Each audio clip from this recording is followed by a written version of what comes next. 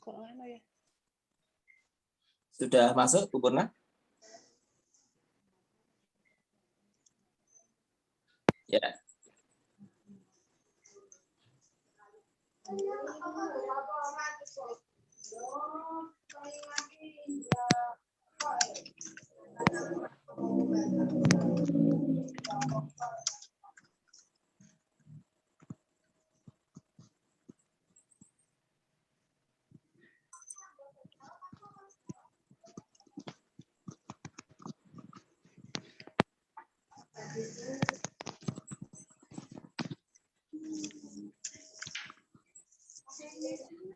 Nggak bisa, Kak. Ini bisa. Ternyata Tapi tapi aku nggak bisa mengoperasikan.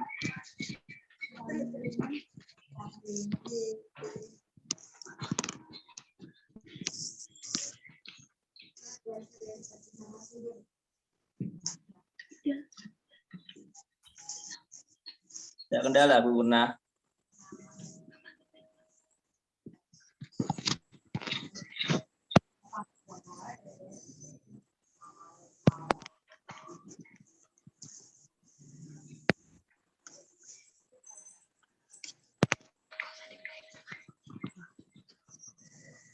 Sudah terdengar, Mas? Sudah Mbak Purna. Oke. Mari kita buka. Dalam nama Bapa dan Putra dan Roh Kudus. Amin. Terima kasih ya Tuhan untuk hari ini. Teristimewa karena Engkau mengumpulkan kami dalam webinar pada malam hari ini. Bapa, kami tahu di awal-awal langkah kami masih banyak mempunyai kendala, masih banyak mempunyai masalah-masalah. Kami mohon terangilah hati kami, agar kami mampu meningkatkan kualitas hidup kami, juga dapat bersama-sama belajar dalam webinar ini. Berkatilah juga moderator dan semua teman-teman yang mengikuti, agar kami dapat mengikutinya dengan baik dan dapat memperkembangkan talenta kami di sini. Terima kasih Bapak, sertai kami dalam acara pada malam hari ini. Semua ini kami mohon dengan perantaraan Kristus Tuhan kami. Amin. Dalam nama Bapa dan Putra dan Roh Kudus. Amin. Ya, terima kasih Bu Purna sudah memimpin doa malam hari ini. Langsung saja kita memulai webinar hari ini. Kepada Bapak Tony sebagai moderator diminta untuk kita mulai bersama, Pak. Mari, Pak.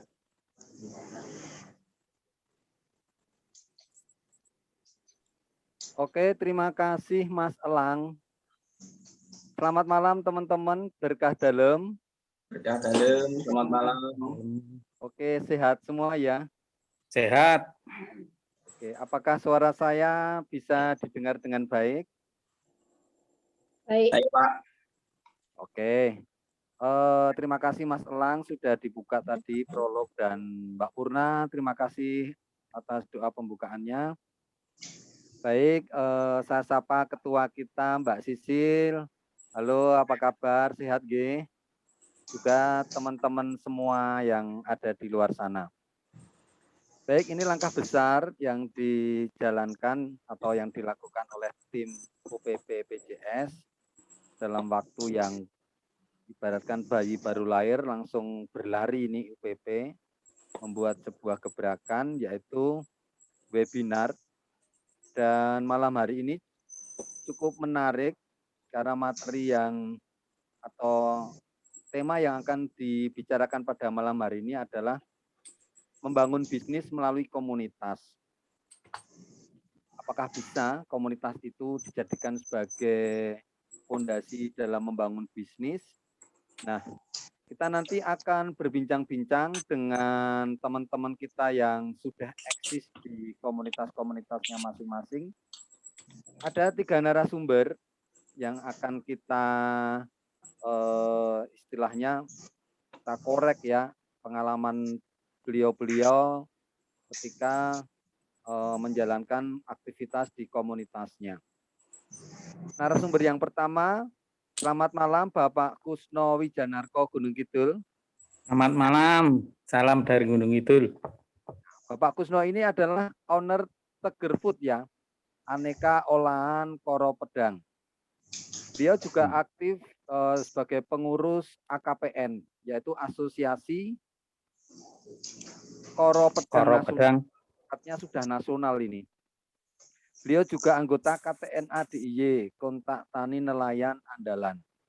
Jadi kalau bisa disimpulkan Pak Kusno ini komunitasnya levelnya sudah nasional dan tingkatnya agak tinggi ya.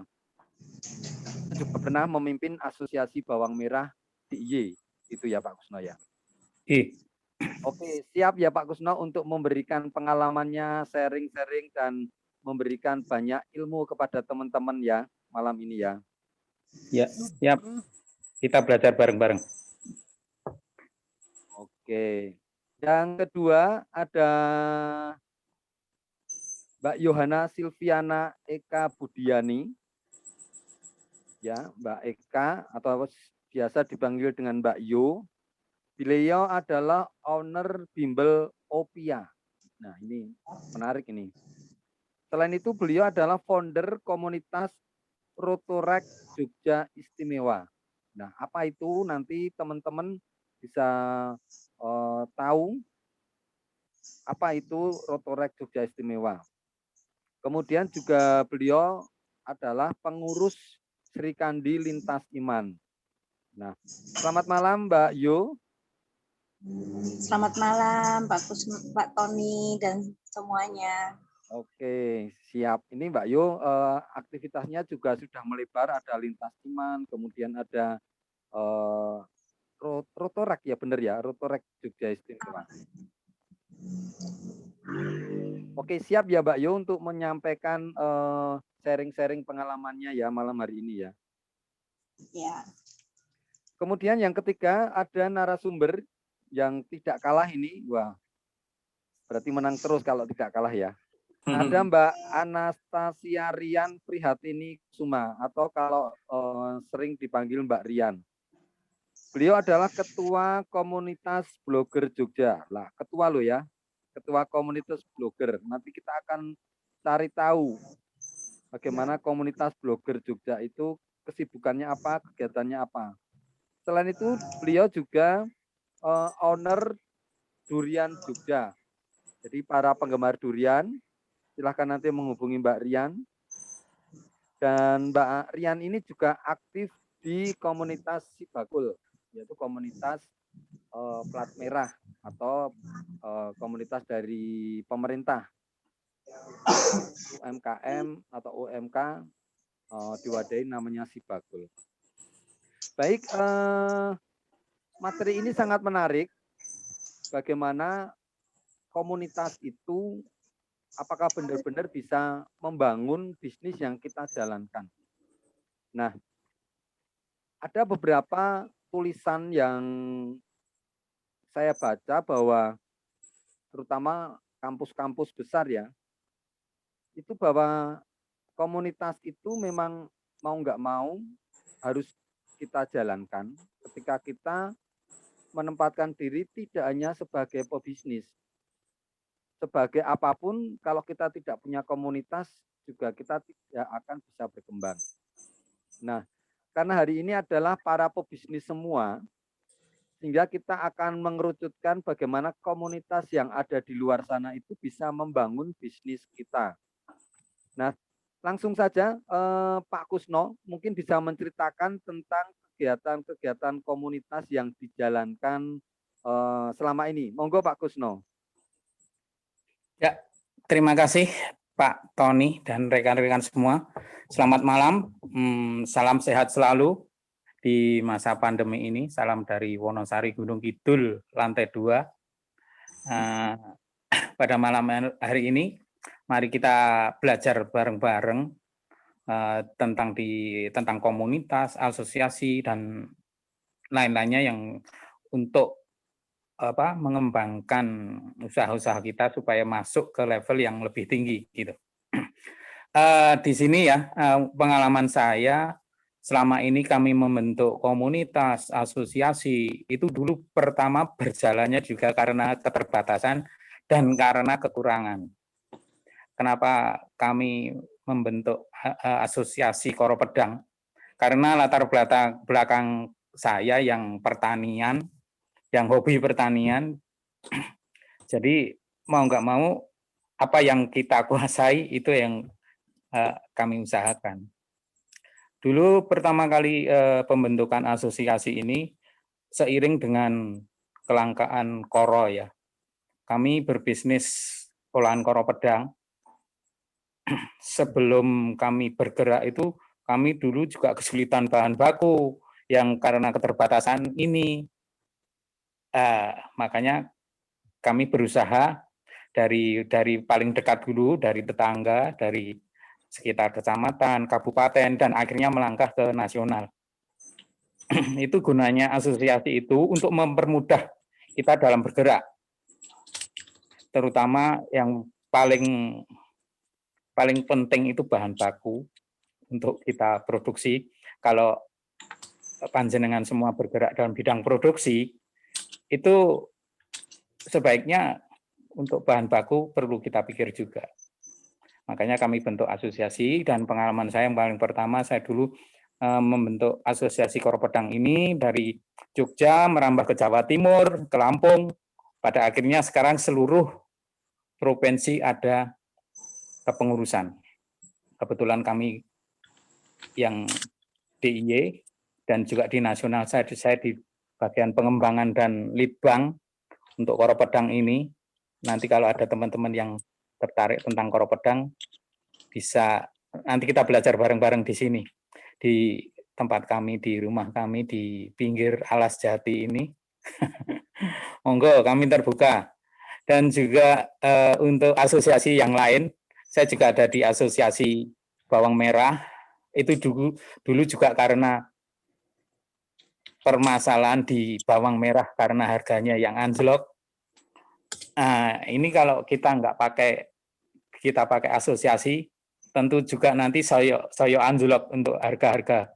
Makanya dibentuklah asosiasi bawang merah. Kebetulan dulu yang mulai dari plat merah, saya ditunjuk sebagai ketuanya, akhirnya bisa stabil dan tahu mana sumber-sumbernya yang bisa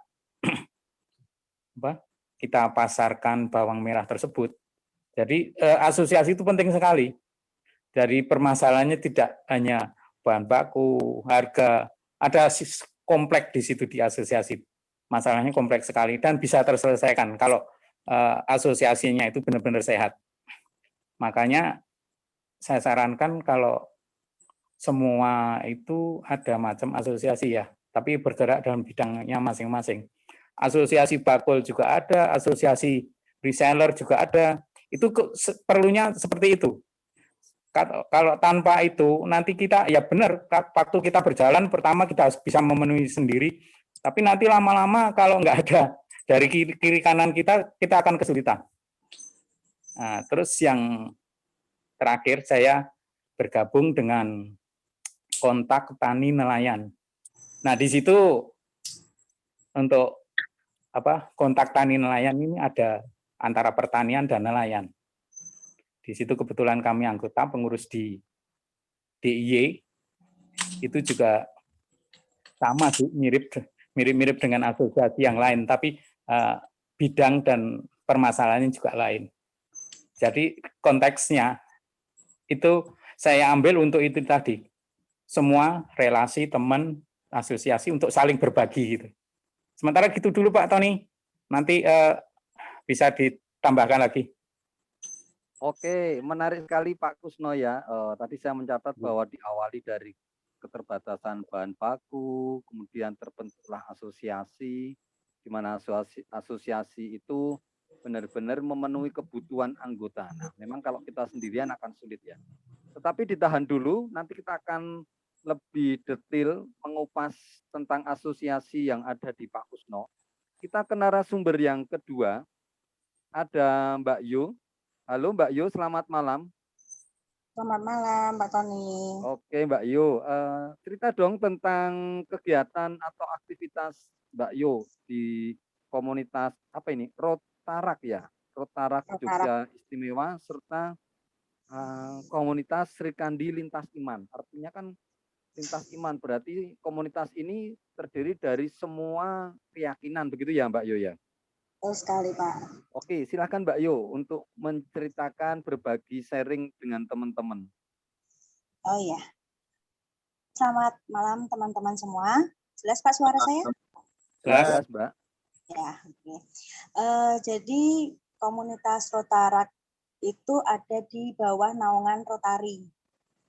Jadi Rotary adalah komunitas pengusaha sekelas internasional yang sudah ada di berbagai negara.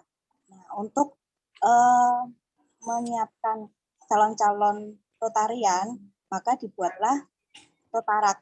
Jadi komunitas Rotarak ini yang isinya anak-anak muda yang sedang berjuang untuk bisa menjadi seorang Rotarian. Seperti itu. Jadi kami keanggotaannya didaftarkan di US, gitu Pak.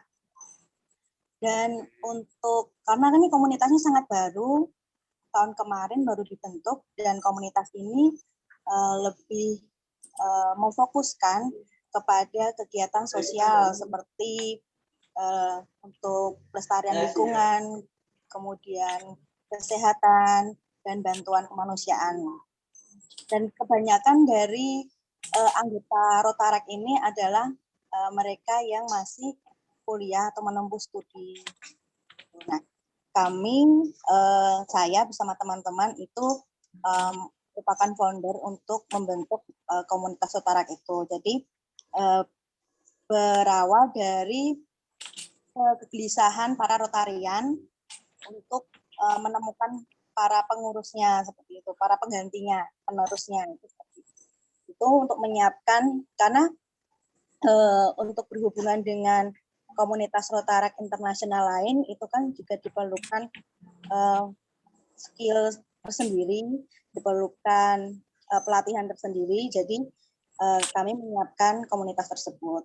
Itu untuk yang Rotarak. Mungkin kalau misalnya dari Mbak, Bapak, Ibu itu mempunyai anak yang remaja, itu bisa bergabung bersama kami. Tahun ini kami mengadakan open recruitment anggota lagi. Untuk yang komunitas kedua itu tentang Sri Kandi Lintas Iman. Jadi saya termasuk anggota baru di Sri Kandi Lintas Iman. Di mana komunitas itu jadi semua agama dan kepercayaan, termasuk penghayat gitu, banyak juga di Sri Kandi Lintas Iman. Dan serunya di Sri Kandi Lintas Iman karena perempuan semua, jadi Sri Kandi itu memperjuangkan nilai-nilai yang mengangkat gender perempuan dan perdamaian seperti itu. Nah, kebetulan saya adalah pengurus dari Srili Bakulan atau Sri Kandi Lintas Iman yang khusus penjualan. Jadi saya juga foundernya Srili Bakulan. Jadi memfasilitasi mereka-mereka yang ikut yang jualan juga di Srili, kita fasilitaskan, dan kami sudah mendapatkan granti dari Indika Foundation untuk mengadakan pelatihan-pelatihan bisnis. Sudah sangat membantu sekali karena di Srili ini dari berbagai macam golongan, tua, muda, dari berbagai tempat dan agama, suku, itu bersama-sama membantu untuk itu aja Pak Tony sharingnya. Oke, terima kasih Mbak Yo. Suara saya terdengar jelas ya? Terdengar, Pak.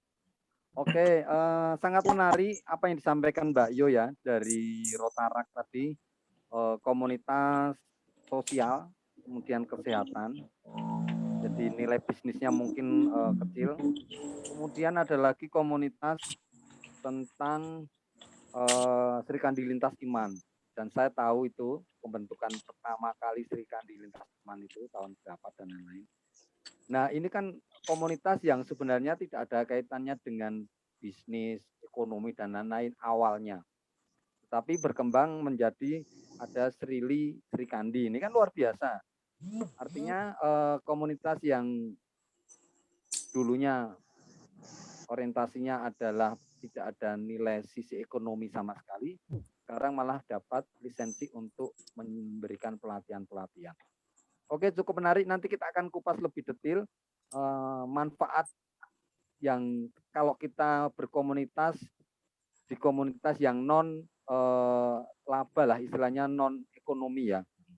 Kita beralih ke narasumber yang ketiga. Ini sudah kepingin ngomong dari tadi. Ini ada Mbak Rian.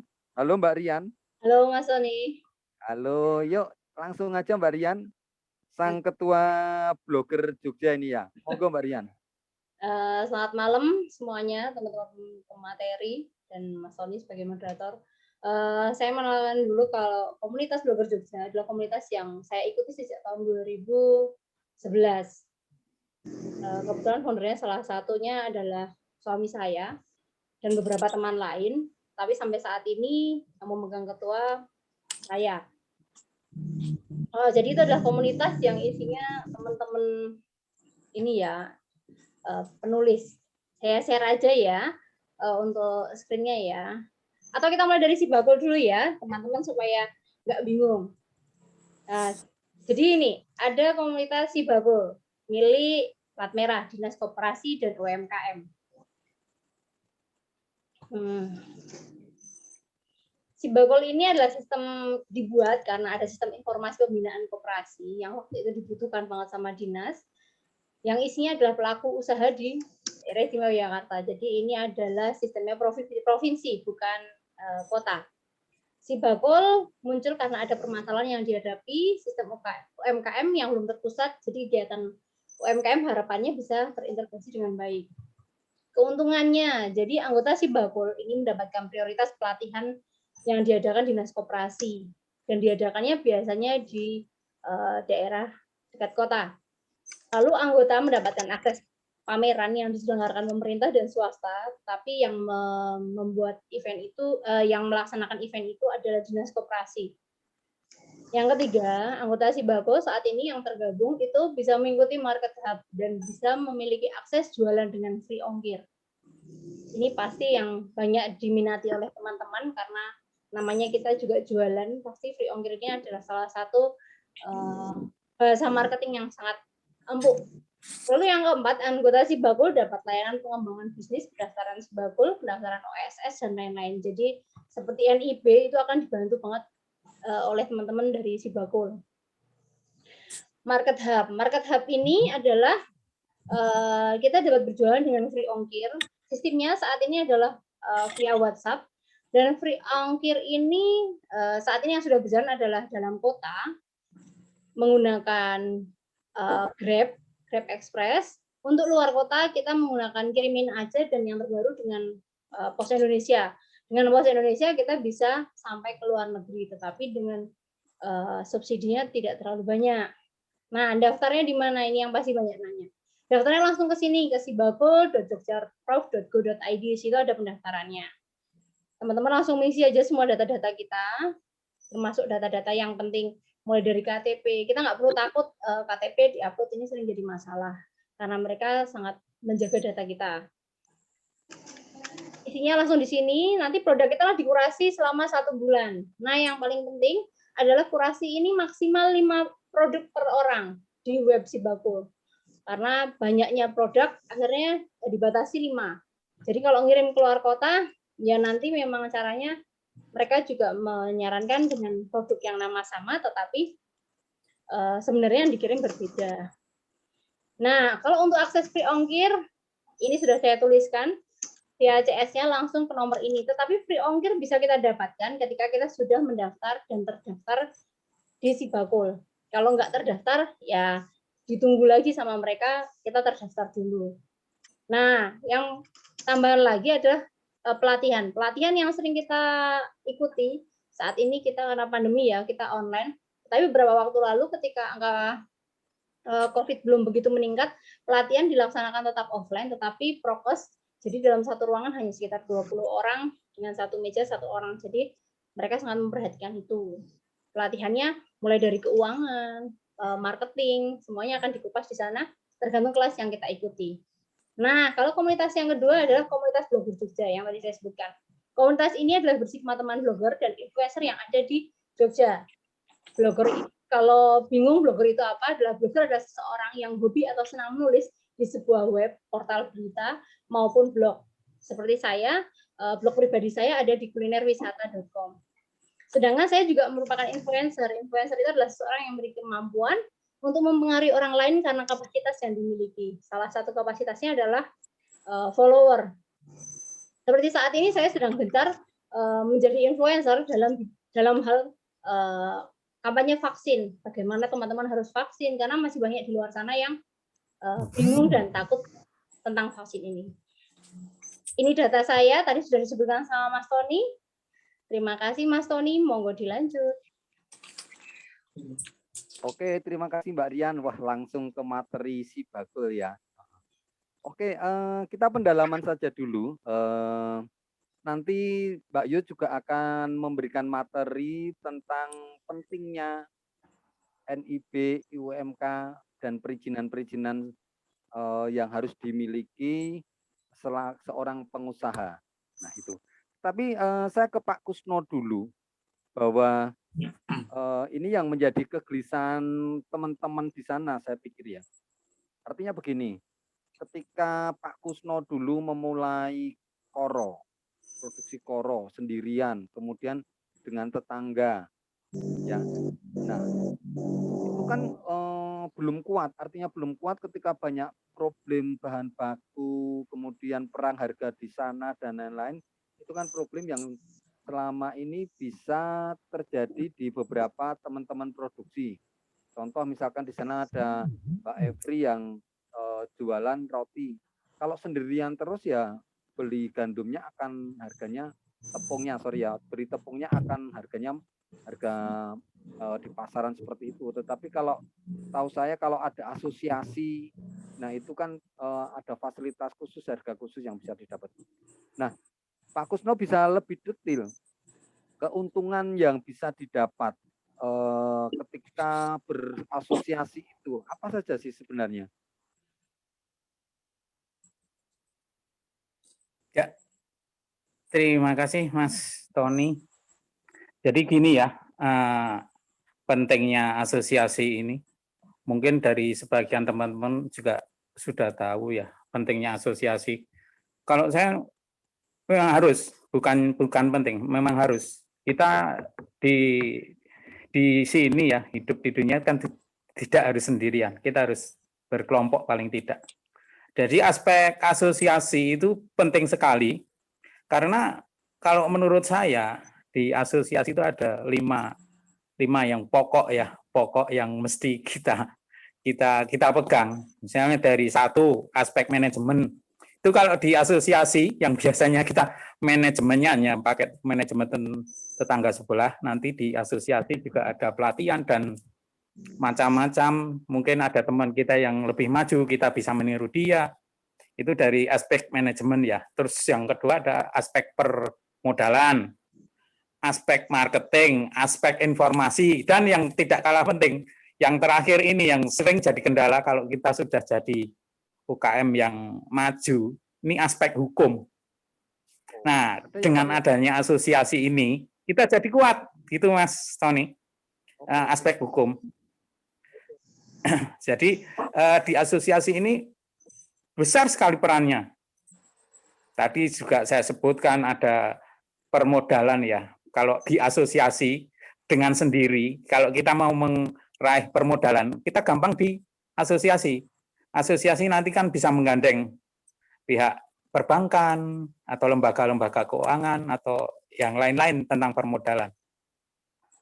Terus aspek marketing, nah itu so pasti. Nah, itu penting sekali. Marketing dimanapun bisa jadi marketing. Dari sebelah, dari teman asosiasi, dari lain-lain.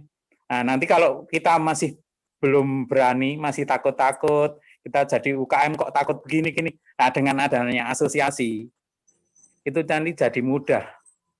nanti bisa kita kontrol, kita bimbing sama-sama, mari kita maju bareng-bareng. Itu ada di asosiasi. Dan juga tadi aspek informasi.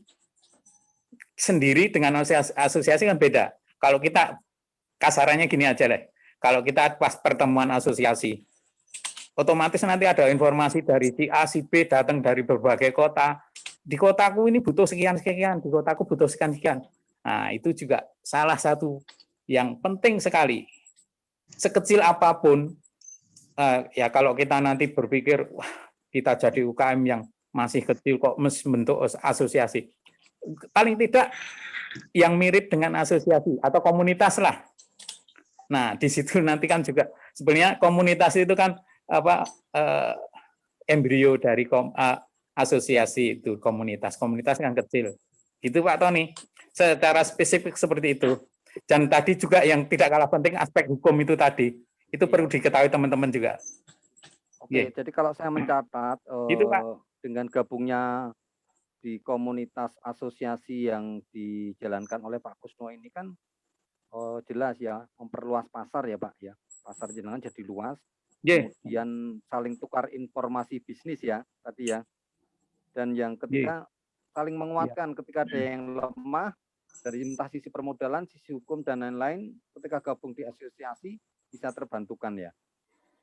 Nah, tetapi yang menjadi pertanyaan teman-teman sebelumnya, teman-teman yang ikut di webinar ini, kalau ada pertanyaan silahkan ketik di chat, nanti Mas Elang yang akan memberikan pertanyaan itu ke saya, nanti akan saya pandu juga.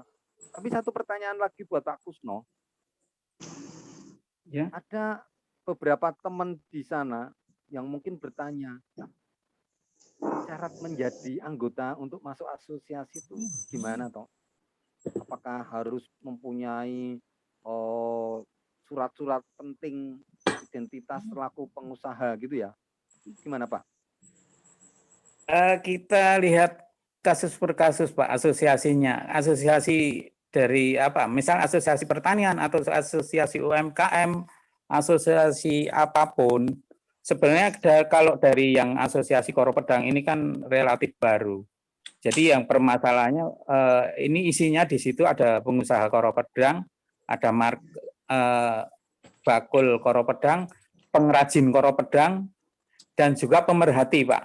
Terus akademisi. Di situ ada bergabung semua. Tapi yang penting komit satu, berbicara tentang Koro Pedang. Gitu aja. Kalau teman-teman mau bergabung dengan asosiasi, sebenarnya nggak perlu besar dulu, tapi komitmen aja lah. Komitmen misalnya kalau kita jualan roti ya jualan roti terus, atau kita produk roti ya roti terus nanti kita digabung di asosiasi. Paling tidak kita tahu dulu asosiasi yang mau kita masukin gitu Pak Tony, sepengalaman Pak saya. Kusno, sebentar. Apakah saya misalkan tidak pelaku usaha Koro Pedang boleh masuk ke asosiasi Koro Pedang? Boleh Pak. Yang penting komit itu tadi. Di situ kan asosiasi Koro Pedang nasional. Kita di situ ya urusannya Koro Pedang Pak. Koro Pedang Bapak mau seperti itu Pak. Oke, jadi punya komitmen tentang pengembangan Koro Pedang, aslinya seperti itu. Ya. Ya. Oke, terima kasih Pak Kusno. Teman-teman yang nanti akan bertanya detail tentang asosiasi bisa chat, nanti akan saya bacakan, atau teman-teman nanti bisa sampaikan langsung, tetapi nanti akan diurutkan oleh Mas Elang. Satu lagi Pak Kusno, apakah untuk gabung ke tani, misalkan ini ya Pak Kusno kan juga aktif di kelompok tani nelayan ya. Kontak tani nelayan andalan. Sama pernah di asosiasi bawang merah. Apakah harus punya NIB UMK begitu syaratnya? Selama ini kami di KTNA ini kan sifatnya independen. Itu pecinta pertanian dan pecinta nelayan ya, perikanan yang tergabung di situ. Setidak-tidaknya kita punya latar belakang, punya usaha di bidang perikanan ataupun pertanian Pak kalau di KTNA itu. Kebetulan di KTNA DIY pun saya juga di Litbang, Pak.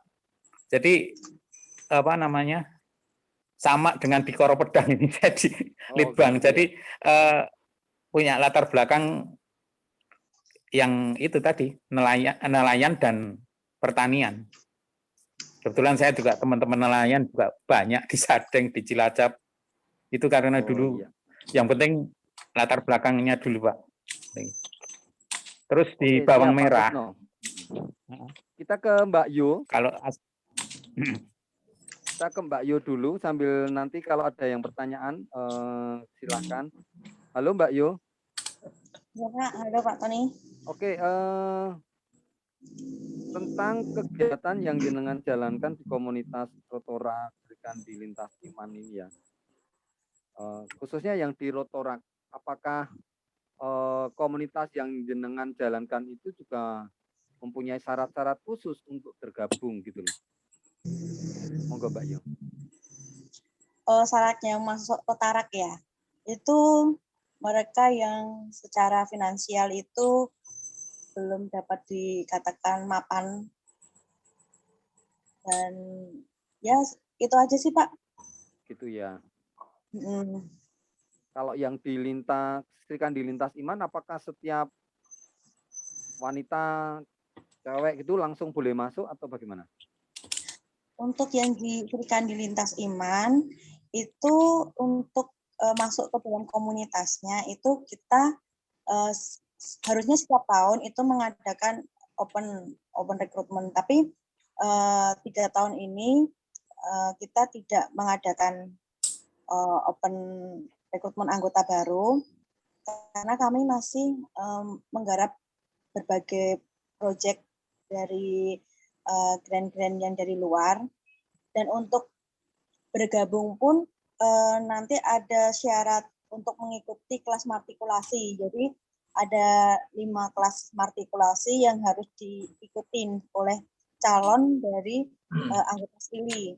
Jadi Serikandi Lintas Iman itu disingkat SRILI.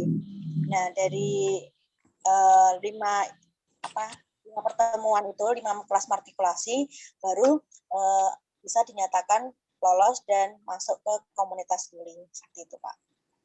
Oke, sedikit menarik Mbak Yu. Ini kan komunitas yang jenengan ikuti kan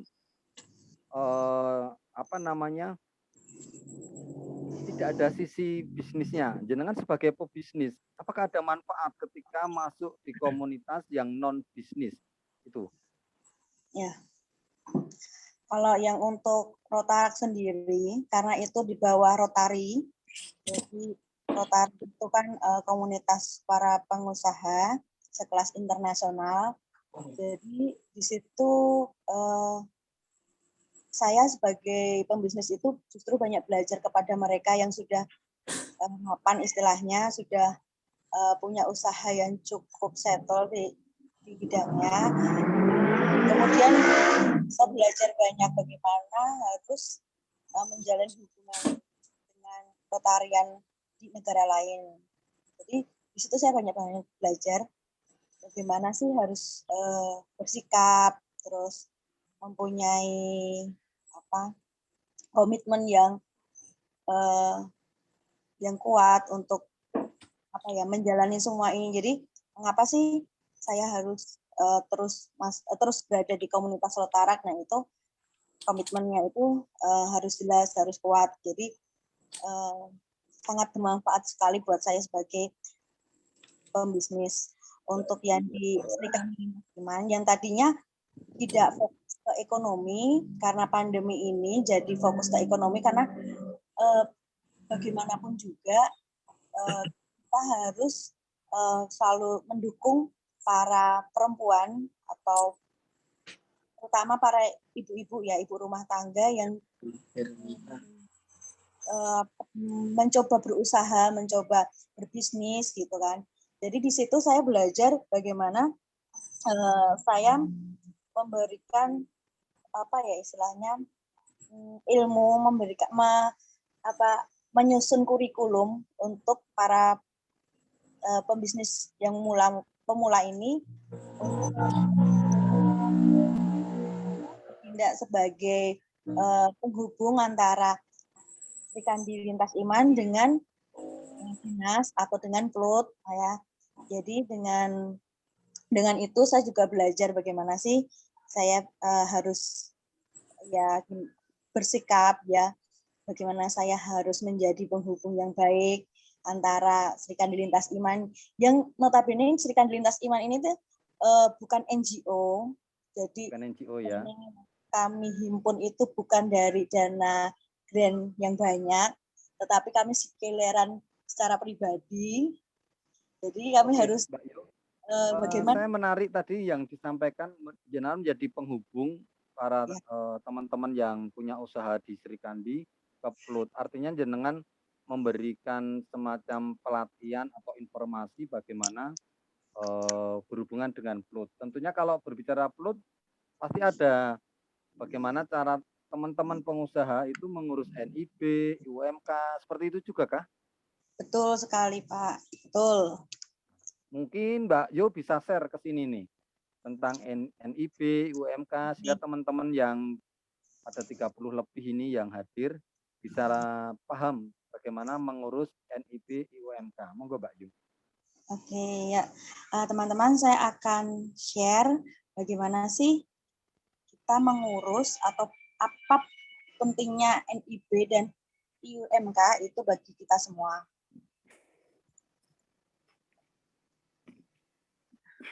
Sudah masuk, Pak? Sudah. Oke. Sudah Ya. disiapkan ya? Ya, saya mulai saja ya, Pak ya. Oke. Monggo. Jadi teman-teman semua, Bapak Ibu, Mbak, Mas gitu. Kalau misalnya kita itu sebagai warga negara Indonesia tentu punya KTP. Nah, sama dengan bisnis kita juga iya. Jadi bisnis kita itu harus mempunyai NIB. Apa itu NIB? Nomor induk berusaha.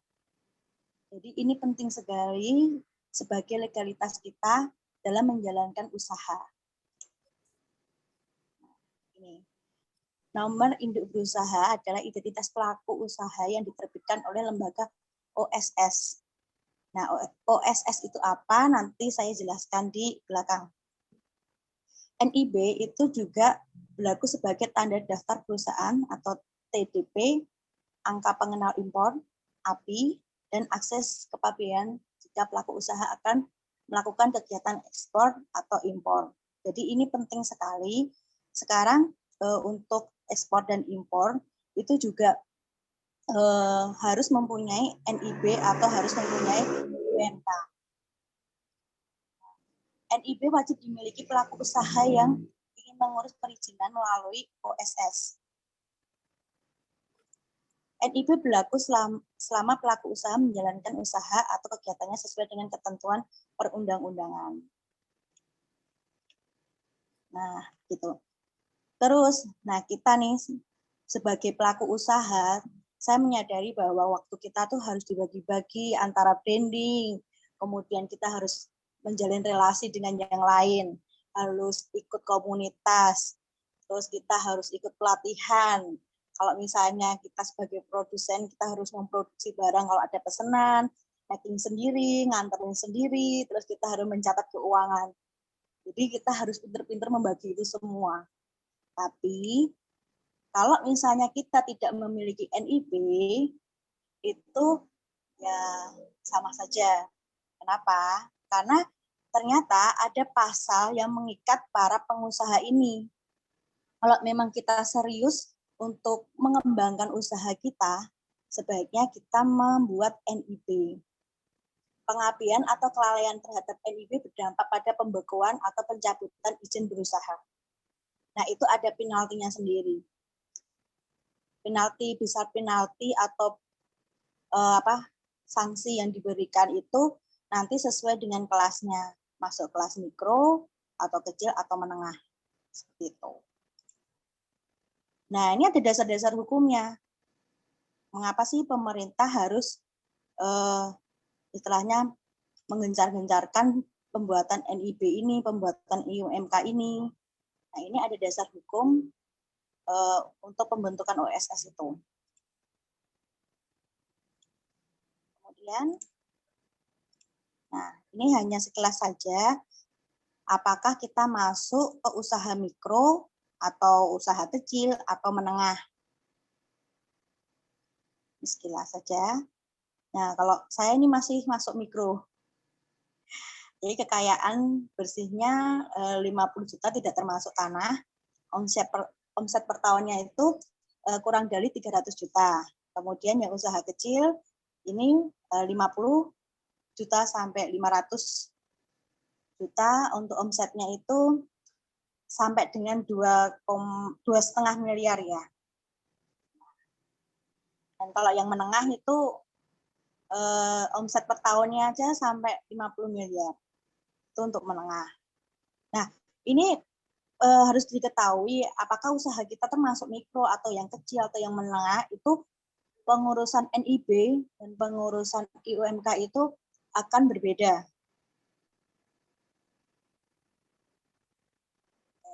Nah, kalau misalnya teman-teman tanya bedanya apa sih NIB sama IUMK? NIB itu kan nomor induk berusaha, kalau IUMK itu izin berusaha.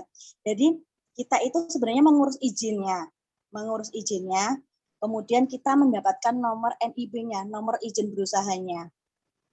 Kalau misalnya diibaratkan sama kewarganegaraan ya, jadi izin itu sebagai SIM. Nah, kalau NIB itu sebagai NIK kita. Nah, kalau diibaratkan seperti itu. Sama-sama penting, karena nanti kita juga ketika mengurus, itu langsung dapat dua-duanya. Oke. Nah, kita daftarnya lewat mana? Ini, lewat OSS. OSS ini, Single Online Submission. Jadi, ini adalah kebijakan pemerintah sekarang ini untuk memangkas proses-proses perizinan yang terlalu ribet, yang terlalu lama, terlalu rumit, ya kan? Jadi dipangkas dan dibentuklah OSS ini, Single Online Submission. Dan pendaftaran ini tuh gratis dan mudah sekali, cuma berapa menit udah bisa langsung mendapatkan izin kita. Nah, sekarang untuk usaha mikro, nanti pakainya jalur perorangan IUMK yang mikro. Sedangkan yang menengah itu nanti pakai jalur perorangan non IUMK. Kalau CV, PT itu pakai jalurnya non perorangan. Nanti dipilihnya ketika kita mendaftarkan. Jadi jangan bingung dulu. Kenapa dibedakan? Nah, kalau misalnya yang menengah sama CVPT ini, itu tuh harus ada persyaratan lebih lanjut. Persyaratannya efektivitas izin usahanya tuh harus ada. Nah, itu di mana kita dapatnya? Itu di dinas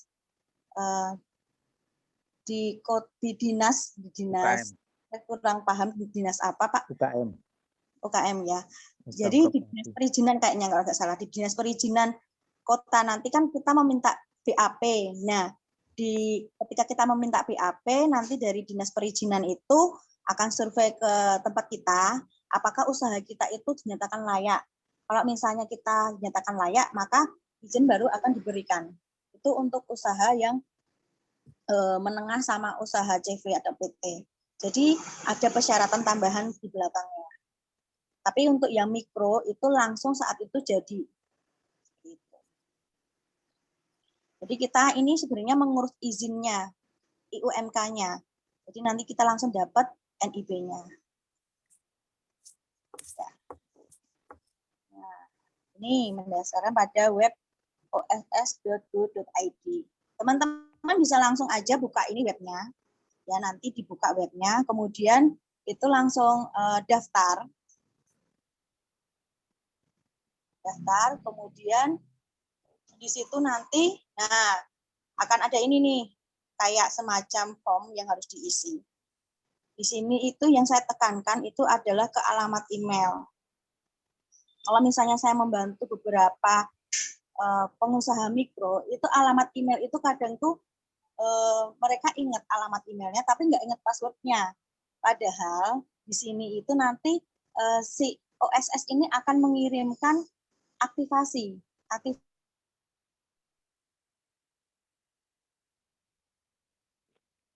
Aktivasi ya. Putus Pak ya Mbak Yu? Halo? Ya, dia nge-freeze.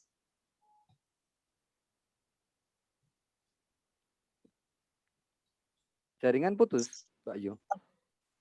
Nah, jadi ini. Jadi Oke. saya mendapatkan email dari OSS sistemnya. Itu saya harus klik aktivasi di sini. Habis itu kalau udah dapat, baru saya dapat email lagi yang isinya username dan passwordnya. Passwordnya ini cukup susah, jadi tinggal nanti kita copy aja dan kita masuk ke apa namanya webnya OSS tadi. Nanti di webnya OSS nanti bisa diubah password. Gitu. Udah, kita nanti ikuti alurnya aja, kita ikuti alurnya sampai nanti terbitlah NIB seperti ini. Nah, kalau misalnya teman-teman yang udah punya NIB sama IUMK itu sebelum pandemi, itu pasti merasakan ini ya, keuntungan tersendiri. Karena kemarin, kita nggak tahu ya, apakah teman-teman mendapatkan bantuan dari pemerintah 2 kali, 2,4 sama 1,2. Kalau saya dapat, padahal saya tidak mengajukan, karena NIB saya dan UMK saya itu udah lama. Jadi sebelum ada pandemi ini sudah saya buat gitu kan. Jadi udah terdaftar di pemerintah, terus tiba-tiba mendapatkan SMS seperti itu suruh mengambil bantuan. Nah, itu keuntungan tersendiri. Sebenarnya bukan itu sih. Karena saya membuat itu tuh bukan karena ada bantuan, ya kan? Kan tidak tahu awalnya ada bantuan apa enggak. Tapi agar bisnis kita itu legal, agar bisnis kita itu mendapat kepercayaan dari orang lain. Kalau udah kayak gitu kan jadi enak kita. Nah, jangan takut teman-teman kalau misalnya apakah ini berhubungan dengan pajak. Biasanya kan aduh kalau udah punya nomor izin berusaha ini nanti pajaknya gimana nih gitu. Enggak. Jadi NIB ini tidak ada hubungannya dengan Direktorat Pajak. Tidak ada hubungannya dengan pajak, tidak perlu takut membuat NIB. Kemudian kalau misalnya kena pajak pun, itu kalau nggak salah, UMKM itu udah kena pajak itu 0,5% ya kalau nggak salah. Jadi kecil sekali. Kalau misalnya udah punya NPWP, bisa membayar ini ya kewajiban kita sebagai warga negara yang baik. Mungkin itu aja Pak Tony yang bisa saya sampaikan tentang NIB. Siap, terima kasih Mbak Yu. Ini tapi Mbak Yu jangan putus dulu. Ada pertanyaan dari beberapa teman untuk Mbak Yu ini. Yang pertama dari Mas Kakak. Ya. Berapa lama proses mengurus NIB sampai dengan selesai? Itu yang pertama. Kemudian yang kedua dari Mas Bayu ini. Syarat untuk kelayakan usaha mikro itu apa saja? Ya, itu yang pertama, prosesnya berapa lama, kemudian syarat kelayakan usaha mikro itu apa saja. Kemudian yang ketiga, langsung saja ya, biar nanti Mbak Yu bisa jawab berurutan, karena masih berkaitan dengan NIB. Dari Mas Ari, sudah punya NIB, izin usaha pemondokan, apabila mau minta untuk perizinan usaha reseller, apakah ngurus NIB yang baru? Jadi Mas Ari ini sudah punya NIB, tapi izin pemondokan. Nah, dia mau mencoba usaha reseller, apakah perlu NIB yang baru? Yang keempat, masih terkaitan dengan NIB dan IUMK dari Mas Harjuno ini. Nah, kalau sudah punya NIB dan IUMK, apakah juga harus mempunyai SIUP, TDP, dan lain-lain? Mari, monggo Mbak Yu, silakan 4 pertanyaan ya. Ingat ya. Nanti saya bantu. Monggo Mbak Yu. Oke, saya coba jawab. sepengetahuan saya aja. Untuk pengurusan NIB sampai selesai itu nggak nyampe setengah jam, cuma paling 20 menit udah selesai, udah dapat kita lembaran NIB ini, terus bisa langsung di print atau disimpan di komputer juga nggak apa-apa. Itu untuk Mas Kakak.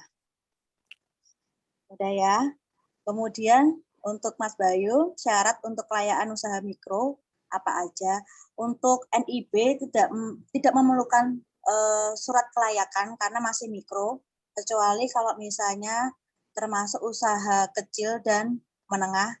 Nanti ketika kita membuat di belakang nanti ada kayak semacam syarat tambahan, yaitu meminta BAP di dinas perizinan. Jadi nanti dinas perizinan yang akan survei. Tapi kalau misalnya masih mikro tidak memerlukan surat kelayakan. Kemudian untuk Ibu Ari Susana, saya sudah mempunyai NIB untuk izin usaha pemasaran. Ya, jadi bisa meminta NIB lagi, karena kan beda. Ini beda kelas, maksudnya beda kelas bisnis ya.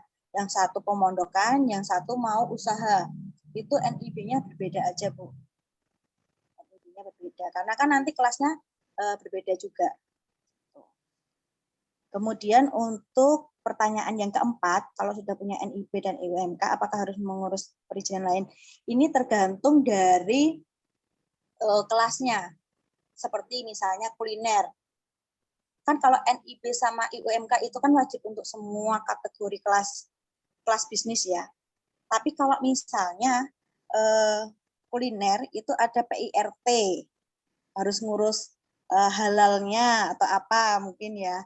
Nah, itu harus mengurus tergantung kelas bisnisnya apa yang diambil dan peruntukannya apa, seperti itu. Jadi kalau saya tidak hafal semua kelasnya harus izinnya apa aja. Nah, nanti bisa langsung berkonsultasi ke PLUT. Jadi ke dinas PLUT yang ada di jalan apa ya itu? Dekat Godean itu, saya lupa, dekat jalan Godean itu. Praminoto. Ya, seperti itu. Nah, itu Bapak Ibu atau teman-teman itu bisa bertanya-tanya izin apa aja yang harus saya lakukan, harus saya urus itu apa aja, seperti itu. Tapi untuk yang NIB sama UMK itu bisa sebenarnya kita mengurus sendiri. Tutorialnya juga banyak banget di YouTube. Kalau misalnya masih ada problem, bisa langsung ke PLUT aja, atau di situ ada kontak personnya atau emailnya yang untuk mengurus tentang NIB sama UMK ini. Pak, saya lanjut aja ke pertanyaan yang Mbak Ervi ya. Betul, silakan Mbak. Sudah punya UMK tapi belum punya NIB, apakah harus mengurus NIB? UMK saya urus sudah 7. Oh ya Mbak, karena dulu itu belum terintegrasi, jadi masih sendiri-sendiri, belum ada sistem yang belum terintegrasi aja pokoknya.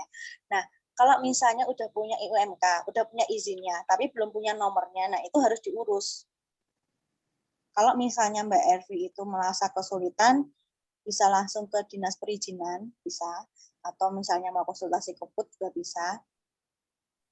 Atau mau ngecek langsung ke webnya, bisa langsung. Misalnya Mbak Ervi harus bikin akunnya dulu, kayak langkah-langkah yang sudah saya sampaikan itu Mbak. Dibikin dulu akunnya, terus dicek apakah ada UMK-nya Mbak Ervi di situ. Kalau misalnya belum ada, nah nanti langsung ke dinas perizinan aja nggak apa-apa.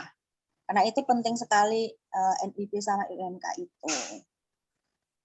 Kemudian untuk pertanyaan dari Mas Arai, apakah tiap kabupaten kota ada PLUT? Ya, setiap kabupaten itu mempunyai PLUT sendiri. Untuk Sleman juga, Sleman termasuk PLUT Sleman itu termasuk paling bukan paling aktif ya, tapi paling up to date.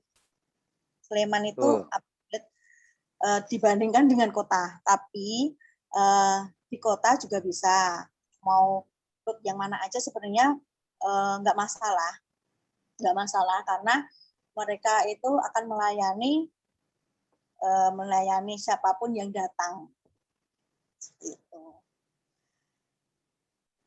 Di searching aja untuk alamat plotnya saya kurang hafal. Kalau Sleman itu saya akui paling up to date Sleman daripada kota. Walaupun kota itu paling banyak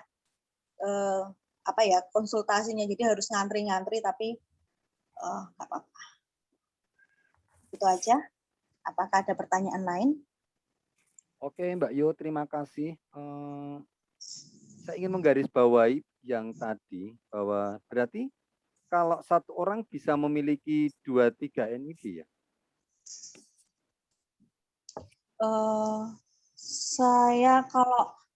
Kalau saya rasa harusnya memiliki nomor izin berusaha yang berbeda juga kalau kategori kelas bisnisnya berbeda. Kategorinya berbeda ya? Ya. Kalau kategorinya ya sama dengan pendaftaran merek gitu kan. Merek kan juga berdasarkan kategori kelas. Bukan berdasarkan kepemilikan. Satu nama bisa memiliki beberapa usaha. Oke, terima kasih. Ini ada lagi nih, Mbak. Dari Mbak Natalia Purwanti. Untuk perizinan PIRT apakah sesuai dengan lokasi tempat tinggal atau seprovinsi? Baik. Untuk PIRT ini, karena saya itu di jasa ya Pak ya, jasa ya Mbak, jadi saya tidak menguasai tentang perizinan PIRT atau perizinan yang lain selain INP sama IUMK. Cuman Mbak bisa langsung datang ke dinas perizinan mungkin atau ke plot apa aja yang harus disiapkan. Karena lebih enak itu konsultasi ke mereka yang mentor-mentor bisnis dulu menurut saya. Karena untuk menyiapkan terus habis itu apa yang harus disiapkan sebelum harus mendaftarkan PIRT dan sebagainya. Itu Mbak. Oke.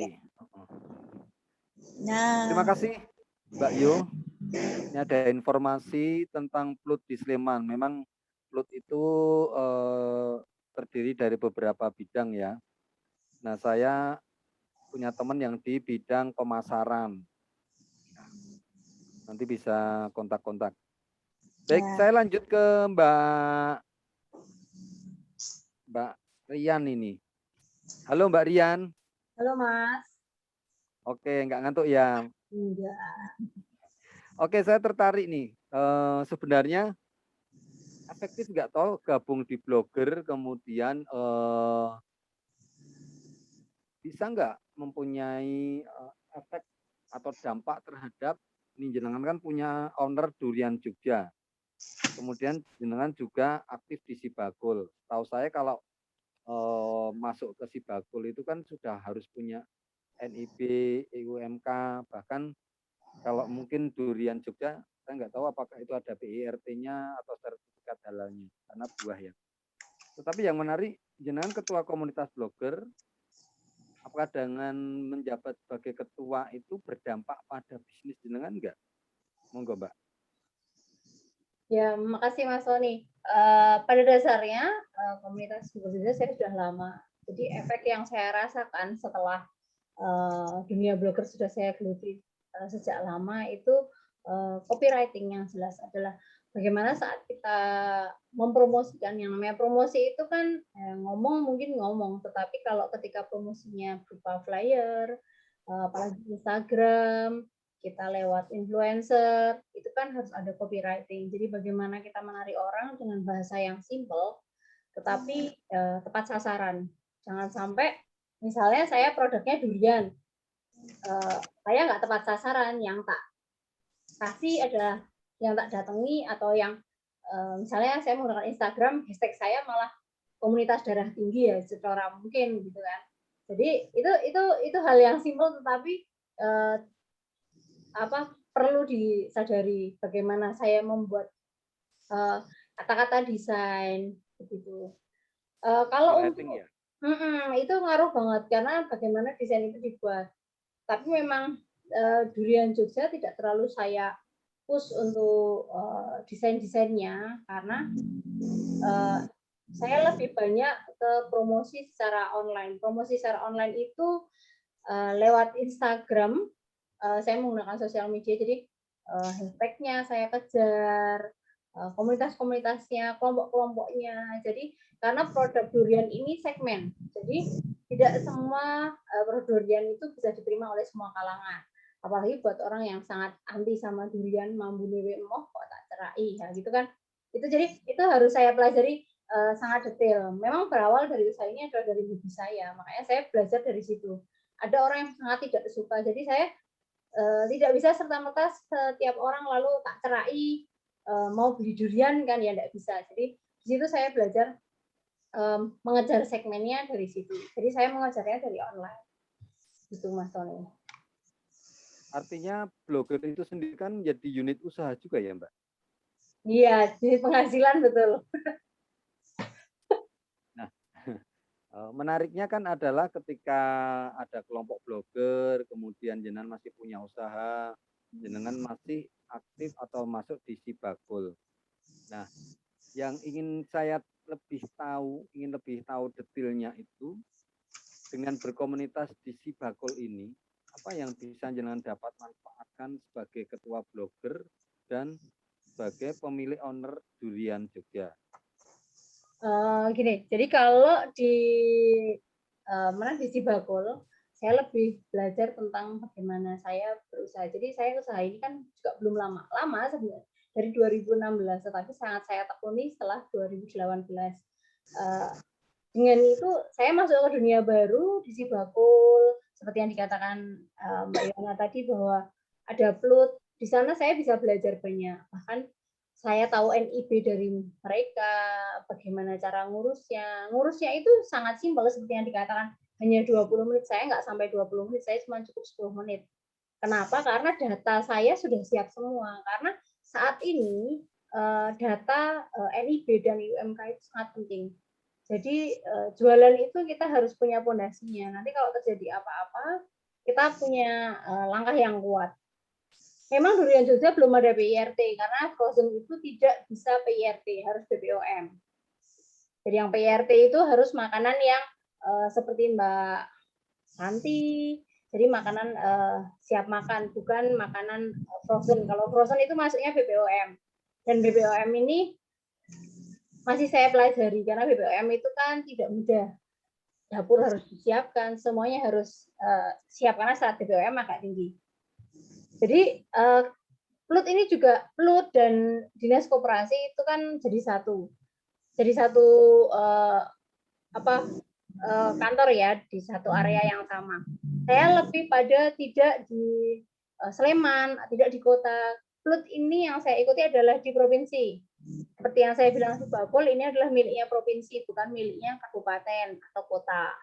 Supaya semuanya sama. Jadi ketika saya berdinamika di sana, itu tidak hanya bertemu dengan teman-teman di kota, tetapi juga teman-teman Sleman, Bantul, bahkan Gunung Kidul ketika pelatihan mereka juga ikut.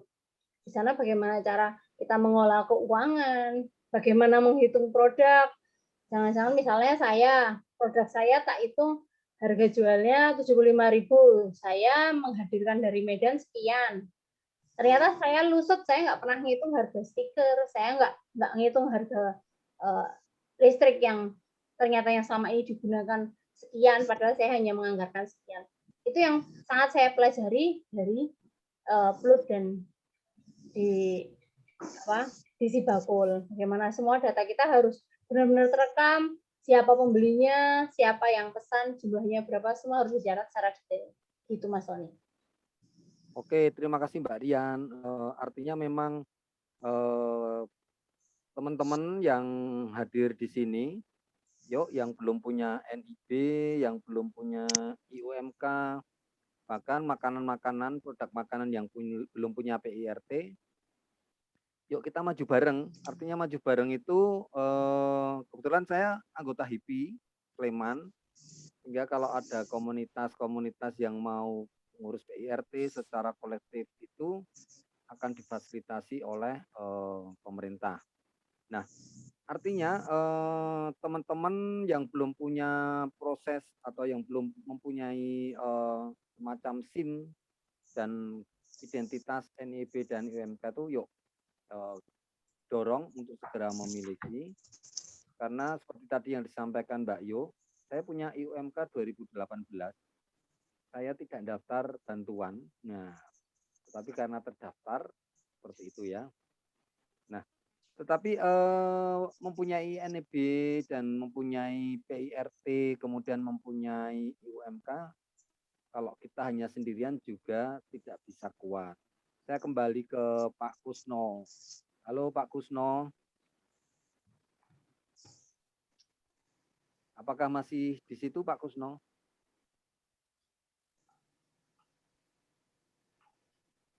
Oh, sudah pindah lokasi Pak Kusno. Kok suaranya nggak kedengar Pak Kusno?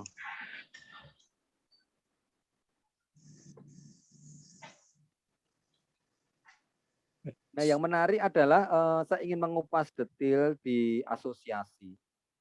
Ya, teman-teman harus disadari bahwa pebisnis itu tidak ada yang bisa berjalan sendiri. Setidaknya teman-teman punya komunitas kecil seperti PJS ini ya. Ini sebuah komunitas eksklusif, artinya eksklusif karena memang untuk Katolik. Tapi teman-teman juga harus berani out of the box, keluar dari komunitas, artinya mengembangkan, bukan keluar kemudian keluar dari PJS, bukan, tetapi mengembangkan di luar sana, ikut asosiasi yang ada. Nah, saya ingin belajar banyak dari Pak Kusno. Halo Pak Kusno. Halo, masih kedengaran suara saya? Oke, sekarang kedengaran. Nah, ini menarik Pak Kusno, ketika personal, tadi secara personal Mbak Yo, kemudian Mbak Rian mengajak teman-teman di sana untuk segera memiliki NIB, kemudian memiliki IUMK, bahkan yang makanan proses PIRT harus segera dijalankan, kemudian gabunglah ke Sibakul, Plut, dan lain-lain. Nah, di sini kan Pak Kusno aktif nih ya di asosiasi-asosiasi. Apa yang membedakan asosiasi yang Pak Kusno ikuti dengan mungkin Sibakul atau Plut, atau nilai tambah apa yang ada di asosiasi itu Pak Kusno? Monggo Pak Kusno. Gini ya, kalau kayak asosiasi apa kayak komunitas dengan Sibakul dan lain-lainnya, sebenarnya itu juga hampir mirip, cuma kalau kelasnya asosiasi itu kan lebih luas ya, dan menampung keluhan dan lain-lainnya itu lebih luas kalau di asosiasi. Asosiasi itu begini ya, kalau mau sambat itu tuh banyak yang mendengarkan. Istilahnya gini, kalau misalnya ada ini ya yang belum saya ceritakan untuk aspek hukum ya di asosiasi.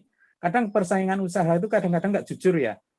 Nah, kadang-kadang kita di lapangan ada sesuatu misalnya ya apa kita dibajak atau hasil karya kita dibajak dan lain-lainnya. Nah, kalau kita nanti yang maju asosiasi, pakai tangan asosiasi itu cepat untuk ngebuknya, Pak. Oh gitu ya. Iya, jadi karena di asosiasi itu kan membawai macam-macam ya Pak ya. Misalnya kalau saya dulu berangkat waktu bergabung dengan asosiasi, itu saya tuh juga masih kecil Pak. Aku tuh seperti setelah di asosiasi, di gojlok di situ Pak. Di situ banyak senior-senior. Jadi kamu harus begini. Ya kita dengarkan Pak, kita sebagai junior. Banyak kok keuntungan kita bergabung dengan asosiasi.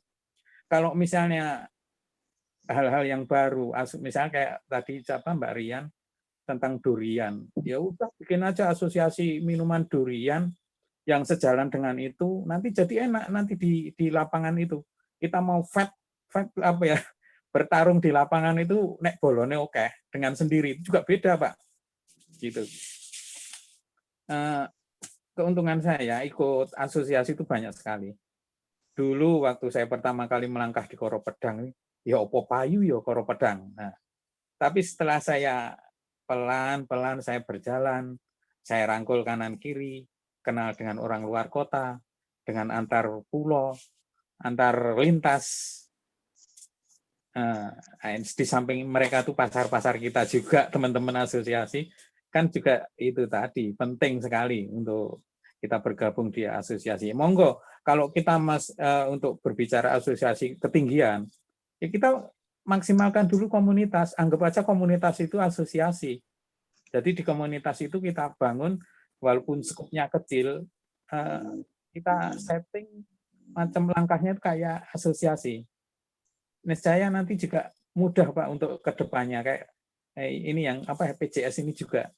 Nanti kalau kedepannya kita cara kerja kita niru-niru asosiasi, itu nanti niscaya kita jadi petarung-petarung hebat Pak. Saya percaya teman-teman PJS. Ya, Pak, ya. Waduh, elok saya yang nekat aja masih ada yang nekat Pak. Itu Pak Tony. Mungkin. Tapi gini Pak, tidak setiap pengusaha teman-teman ini ya, termasuk yang startup ya, mempunyai kepercayaan diri untuk bergabung dalam asosiasi. Nah, bagaimana untuk mensiasati itu, Pak? Bergabung dengan asosiasi maksudnya gimana, Pak? Kurang percaya diri gitu loh. Misalkan ada asosiasi, contoh nih ya, saya pengusaha sepatu di Indonesia itu ada asosiasi pengusaha sepatu ya.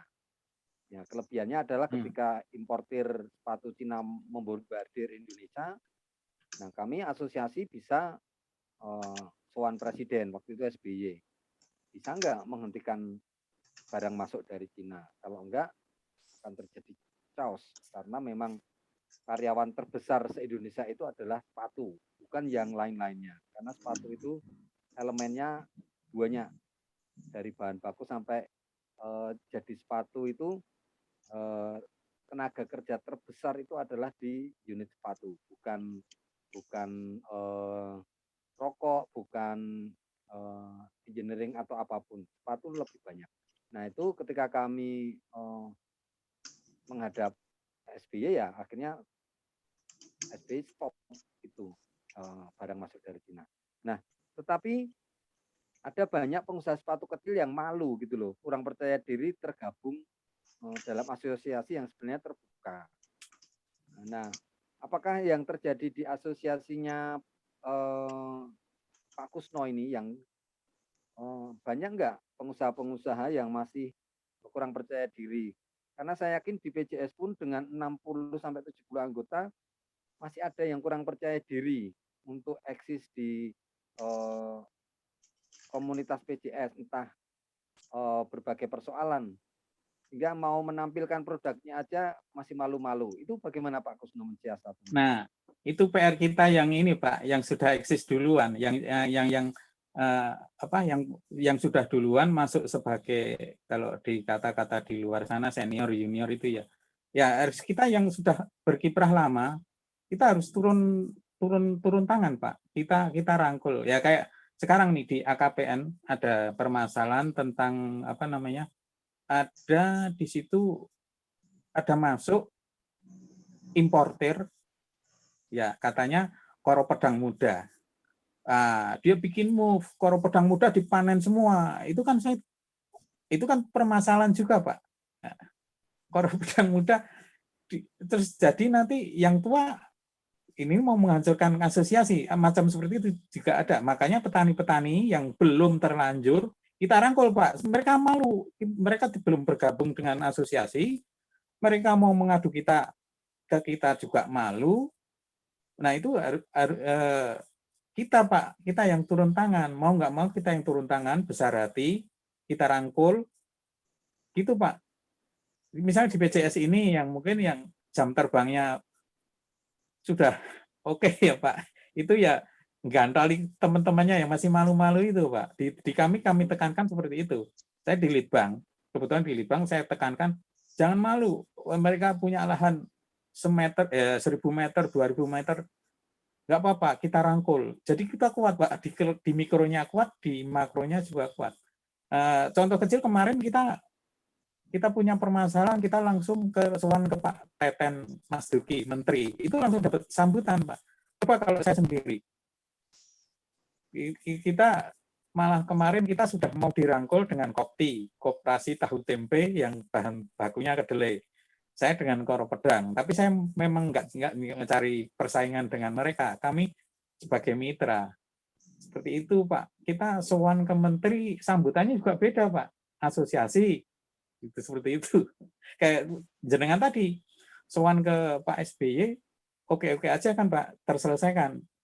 Ya, kemarin kita belum lama juga sowan ke Kanjeng Ratu Emas untuk Koro Pedang ini. Mereka jadwalnya padat, tapi setelah dengar ada asosiasi langsung dikasih kesempatan untuk sowan, gitu loh. Oke. Itu Dan tugas di senior ya. PJS ini, saya harap seperti itu, Pak. Saya harap seperti itu, sing petarung-petarung hebat itu mari dirangkul kepada teman-teman yang masih malu-malu produknya ki payu apa ora. Tapi jangan takut nggak laku. Berarti kalau sudah mau masuk ke dunia UKM berarti sudah mau berdarah-darah, Pak. Dalam arti kayak saya dulu gini, Pak. Saya bikin tempe payu ora, tapi saya sudah punya plan A, B, C. Kalau nanti tempe nggak laku, turunan tempe itu apa? Nah, itu harus kita utak-atik juga, Pak. Ini contoh-contoh kecil aja. Itu saya terapkan juga di asosiasi. Asosiasi setiap saya kasih pelatihan-pelatihan tentang pengolahan tempe, pengolahan kecap, pengolahan bakpia dan lain-lain. Itu saya tekankan itu. Jangan takut kamu bikin bakpia nggak laku. Nah, bakpia nggak laku nanti turunannya apa? Kan banyak kayak misalnya ini di grup ini kan juga ada yang bikin kue, roti. Ya, roti itu semuanya nggak laku gimana? Dikeringin nanti jadi kayak apa namanya bagelan kue itu seperti itu. Di asosiasi ada, Pak. Kami persiapkan seperti itu. Di asosiasi Koro Pedang ini khususnya. Artinya pola asosiasi bisa diadopsi di PJS gitu ya, Pak, nanti ya, pelan-pelan. Oh, pasti bisa, Pak, bisa. Itu di sini PJS yang senior-senior saya lihat ada semangat, banyak, Mbak Cici, Pak, termasuk akan diadopsi oleh asosiasinya Pak Kusno. nanti Oke, Pak itu, Kusno, Pak. ini ada pertanyaan menarik. Mungkin Pak Kusno bisa bantu jawab ini. Dari Mbak Alusia Eni. Wah, ini pakar ini Mbak Eni ini. Halo Mbak Eni. Beliau menanyakan tentang perhitungan selling price. Mungkin maksudnya harga jual ini ya. Bagaimana jika saya sudah hitung dari HPP plus overhead hingga terbentuk selling price atau harga jual sesuai dengan yang diajarkan Dinkop. Ternyata ada produk pesaing dengan kualitas yang sama, tapi harga lebih murah. Servis lebih bagus. Nah, mungkin Pak Kusno bisa bantu jawab ini. Pertanyaannya Mbak Eni. Jadi Mbak Eni itu punya produk, sudah dihitung HPP plus overhead-nya, terciptalah harga jual, selling price. Kemudian itu yang diajarkan di Dinkop. Tapi di luar sana kok ada harga yang lebih murah. Mungkin Pak Kusno punya solusi jawaban, monggo trik ya, monggo Pak Kusno. Saya pernah mengalami hal seperti itu. Wah, pertama waktu itu kami juga mumet juga, Pak. Dengan mumet juga itu, tapi saya jadi berpikir, saya ngitung produksi saya dari HPP, paling tidak saya sudah punya patokan BEP, Pak. Kalau saya bikin BEP, otomatis saya masih ada sisa. BEP itu hanya patokan saya, Pak. Misalnya kalau dalam satu, ini contohnya saja ya, Pak. Satu pohon sebenarnya bisa keluar 1,5 kilo. Tapi saya bikin BEP-nya, hitung-hitungan saya, itu 0,8, Pak. Nggak nyampe 1 kilo. Itu saya udah untung. Nah, berarti kan nanti kalau lebih dari BEP, nah itu kan bisa nutup yang dengan pesaing kita, Pak. Dan juga setiap produksi saya tidak 100%, tidak saya hitung 100% harus saya edarkan. Saya ngitungnya, yang saya pakai bisnis 80%, yang 20% itu untuk kayak macam iklan lah, Pak. Promosi ya? Seperti itu, Pak. Jadi ngitung kita benar-benar memet gitu loh. Jadi saya produksi misalnya produksi tempe ya Pak. Saya bikin hitung-hitungan itu enggak 100%. Saya bikinnya 80%. Yang 20% memang untuk biaya promosi, untuk kasih tangga, untuk sodakoh dan lain-lain. Tapi dengan 80% ini kami sudah punya BEP Pak. BEP-nya kami itu 75%. Berarti kalau lepas 80% saya masih punya 5%. Jadi kalau ada pesaing di pasar yang seperti tadi, saya nggak begitu pusing sekarang, Pak. Itu mungkin hanya sedikit itu yang pengalaman saya pakai seperti itu. Mirip, Pak, saya juga pernah. Waktu itu juga down, Pak. Tapi saya lama-lama ngapain down?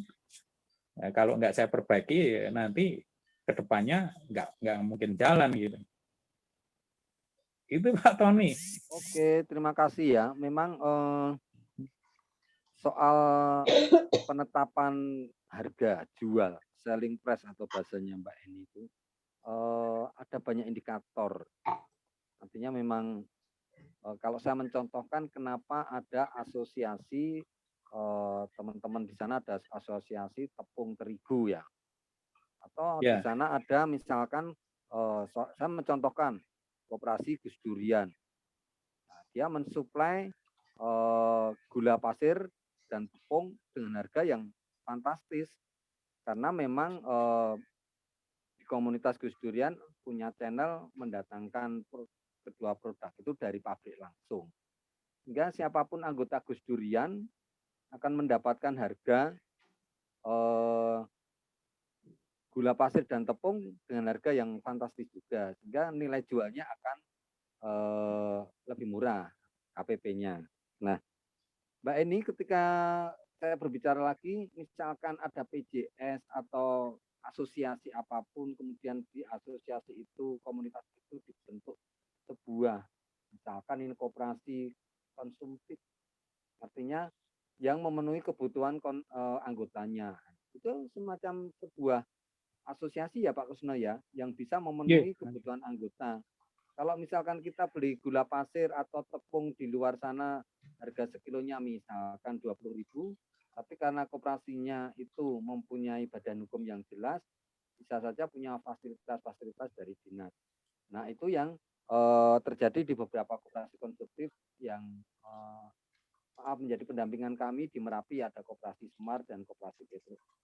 Nah, kami dorong untuk menjadi koperasi konsumtif. Nah, mungkin itu Mbak Eni yang bisa kami sampaikan, bisa kami beri tanggapan tentang pertanyaannya. Nah, tapi mungkin Mbak Rian punya jawaban tentang pertanyaannya Mbak Eni. Tadi sebelumnya kayak Pak Kusno mau nambahin, Mas Tony. Monggo Pak Kusno mau nambahin. Ya, jadi pada dasarnya gini Pak. Itu tadi ngitungnya jangan full dipentoke ya Pak ya. Jadi kita punya hitung-hitungan dari break even point itu ada antara berapa yang bisa masuk untuk jaga-jaga kalau kita di pasar diinjak orang harga kita atau apa itu pakai itu Pak. Oh, okay. Saya sekarang. Jadi misalnya kita diinjak orang, saya masih punya sisa sekian persen. Udah enak Pak. Yang penting kita bikin HPP sudah BEP Pak. Jadi break even point-nya itu kita sudah untung, tapi dari BEP itu kita masih punya sisa dengan harga eceran kita atau harga jual kita. Oke. Ya, mungkin Mbak Rian nambahin? Masih setuju dengan sama Pak Kusno tadi ya. Jadi kalau saya terbiasa istilahnya bahasa santainya ada margin yang saya buat untuk pada saat tertentu itu tetap aman. Satu kan seperti saya margin selama ini harga jual saya itu ada dua macam. Satu harga jual user, satu harga jual reseller. Di selain ada dua ini, saya juga membuat lagi di bawahnya. Jadi ketika ada sesuatu yang misalnya seperti ini, di luar ada pesaing yang harganya lebih di bawah, kita bisa turunkan lagi tetapi masih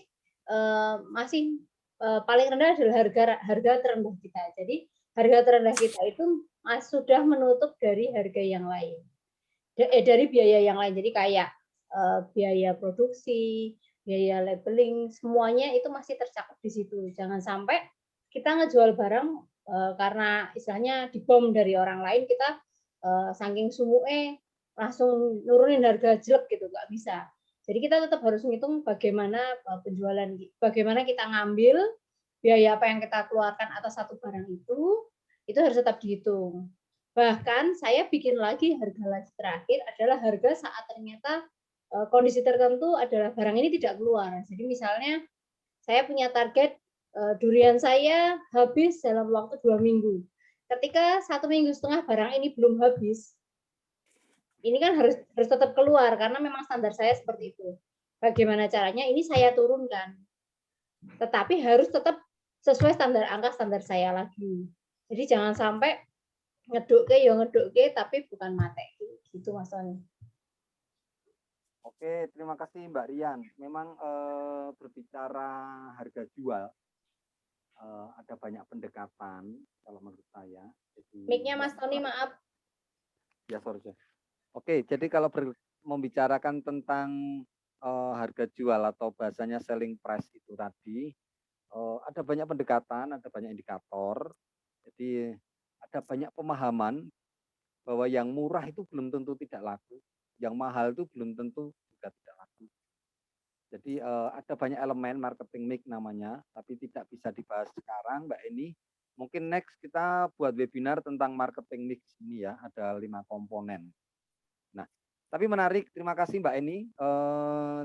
Ini ngajak jumpa darat ini dengan Pak Kusno ini kapan ya? Oke, monggo. Baik, lanjut. Ada pertanyaan lagi dari Mas Matius Agung. Untuk 3 narasumber ini kayaknya nanti mohon bantuan jawab. Dengan ada pandemi COVID sebagai produsen ya, ada trik-trik untuk menghadapi pandemik yang kapan berakhirnya kita tidak tahu. Mohon pencerahan.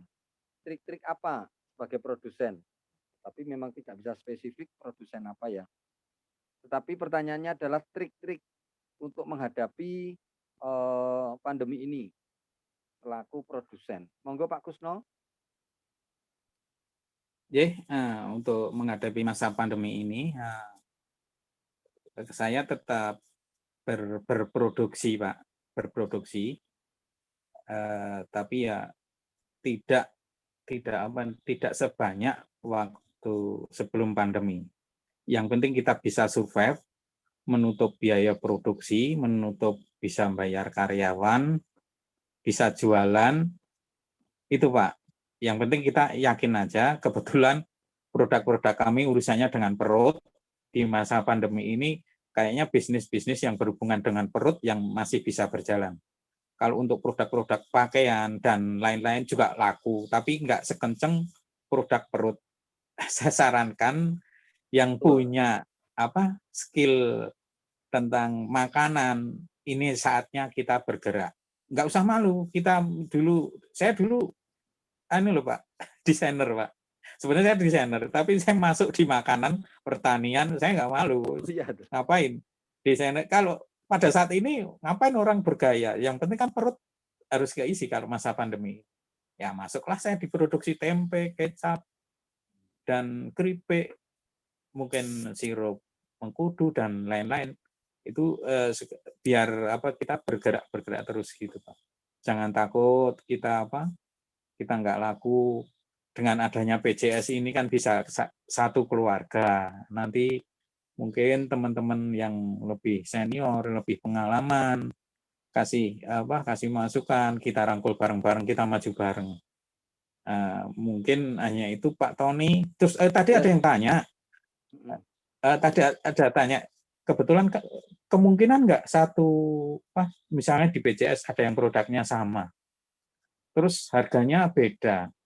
Ini jalan terbaiknya kalau saya sarankan kita ketemu yang satu produk, kita bahas bareng, kita bikin harga bareng, terus nanti atau kalau perlu bagi wilayah atau bagi apa, banyak kok jalan-jalan. yang penting kita kalau ketemu rembukan itu enak. Itu ada tadi ada pertanyaan seperti itu Pak Tony dari Oke, Mas siap. Bayu kalau nggak salah. Dari Mas Bayu, betul. Itu kalau dalam satu wadah ada produknya sama. Gimana cara mengatasinya? Ya udah satu grup kira-kira jak rembukan wae. Jak rembukan atau bikin harga yang seragam bagi wilayah atau gantian setiap hari apa. Aku nawarin setiap hari Senin. Terus yang lainnya nawarin hari Rabu atau hari Kamis dan lain-lainnya. Itu kan sudah menyelesaikan masalah. Ya. Nah, saya kira seperti itu Mas Bayu. Sekalian tadi saya jawab juga itu tadi pertanyaan. Gitu Pak Tony. Monggo Oke, yang lain terima Mbak kasih Rian. Pak Kusno. Mas Bayu semoga terjawab ya. Ini ada pertanyaan lagi dari Mbak Natalia. Apakah PJS sudah mempunyai kelompok-kelompok, misalnya kuliner, fashion, dan lain-lain? Misal kuliner agar bisa belajar bersama atau didik usahanya lebih baik. Nah, mungkin saya mewakili pengurus PJS. Memang bertahap, Mbak. Nanti akan ada klaster, kemudian dari tim UPP ini ada Pak Kusno, Mbak Rian, Mbak Yo, Mbak Mas Elang, yang nanti akan membuat klaster. Kemudian klaster kuliner siapa, klaster produsen siapa, distributor siapa, klaster fashion siapa. Nah, nanti baru kita akan mengerucutkan pelatihan-pelatihannya. Begitu nggih? Nah, ini ada pertanyaan lagi dari Mas Willy, wow, The Sultan Lemon. Pertanyaannya, sejauh mana peran komunitas di dalam bisnis kita? Terus penerapan ekosistem dalam komunitas apakah penting? Monggo, Mbak Yo ini, Mbak Yo, berbicara tentang ekosistem ini, penerapannya. Halo Mbak Yo. Asisten BK. Ya, maksudnya ekosistem yang seperti apa dulu ini? Nah ini sejauh mana peran komunitas di dalam bisnis kita? Terus penerapan ekosistem dalam komunitas apakah penting? Penerapan ekosistem dalam komunitas. Ekosistemnya dibawa ke komunitas atau bagaimana? Nah ini Mas Willy, kalau saya sih melihatnya begini ya. Ada yang namanya ekosistem itu kan macam-macam.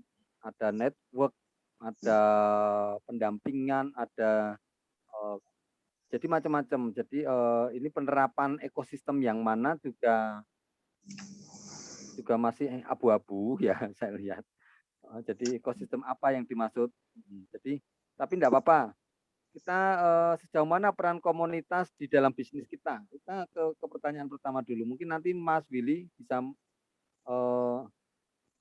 ini keterikatan atau mengikat. Oh ya, berarti network ya.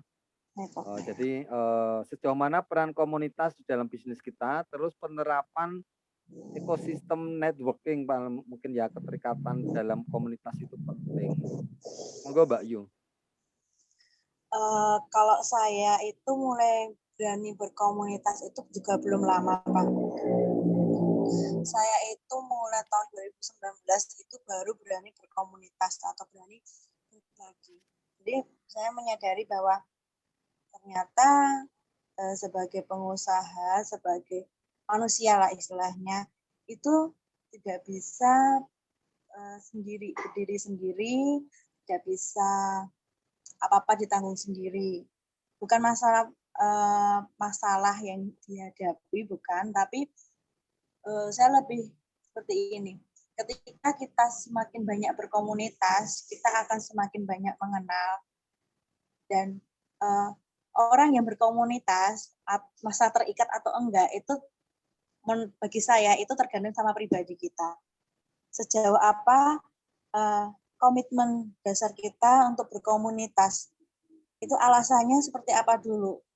Jangan sampai kita masuk komunitas itu karena paksaan, ikut-ikutan, atau alasan yang nggak jelas. Kalau saya seperti itu. Jadi kalau terikat atau enggaknya ya tergantung komitmen lagi sih, balik lagi ke diri sendiri. Misalnya saya nih, saya berkomitmen masuk ke dalam unit UPP-nya PJS. Kenapa? Karena ingin ada suatu perubahan bagi para pengusaha yang bergabung pada PJS agar semakin naik kelas, ya kan, dari pelatihan-pelatihan, atau agar kita bisa berkolaborasi dengan yang lain, mungkin seperti apa. Balik lagi kemana? Kalau saya seperti itu. Oke, itu Mbak.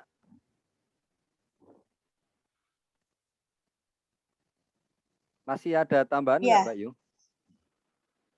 Oke, Mas Willy. Jadi sejauh mana peran komunitas di dalam bisnis kita? Kalau saya penting ya komunitas. Kalau saya boleh menceritakan awal saya membuka bisnis 17 tahun lalu di Sleman. Saya kan aslinya belakang Kemetiran, istri itu di Pugeran.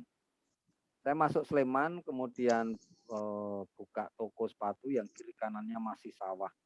Semua orang istilahnya pesimis dengan rencana saya buka toko sepatu di daerah terpencil. Nah, tetapi kekuatan saya bukan tempat, karena saya mengatakan tempat itu semua baik untuk usaha. Tetapi yang terpenting adalah komunitas. Sehingga karena saya hobinya bulu tangkis, setiap hari saya bulu tangkis di semua lapangan yang ada di Widomartani.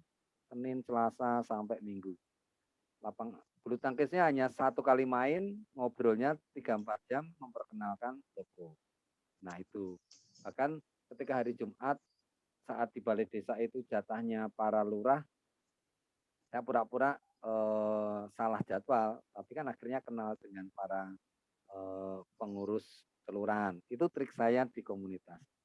Nah artinya teman-teman yang belum berkomunitas, saya menyarankan tidak bisa kita mempunyai usaha berjalan sendiri, jualan sendiri, posting sendiri, dan lain-lain. Tetap pebisnis itu semakin banyak relasi, semakin banyak komunitas, semakin banyak peluang untuk menjual produknya. Mungkin ada lagi yang mau disampaikan?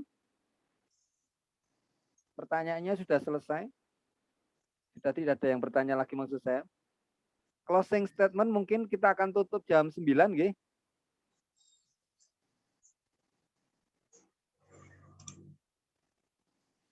Mbak Rian mungkin closing statement-nya dari acara ini. Jadilah pengusaha yang baik dengan mengedepankan cara kita berusaha mempromosikan usaha kita, jangan sampai kita terlalu colstang ya. Dan yang jelas kita tetap harus punya NIB, PIRT disesuaikan dengan kondisi produk kita masing-masing. Terima kasih Mas Tony. Oke, lanjut Mbak Yu. Closing statement-nya.